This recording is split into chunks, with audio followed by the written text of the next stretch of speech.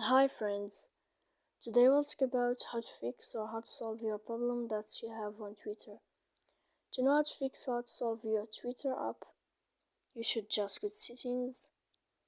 Here in this page you will enter to apps, default apps, app settings.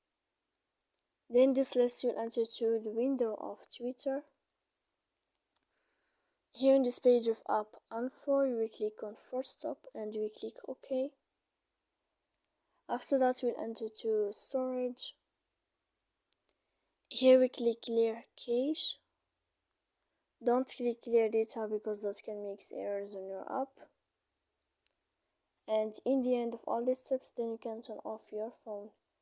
So please don't forget to support us, bell icon, and subscribe. See you next time in another video, and thank you for your attention and your watching.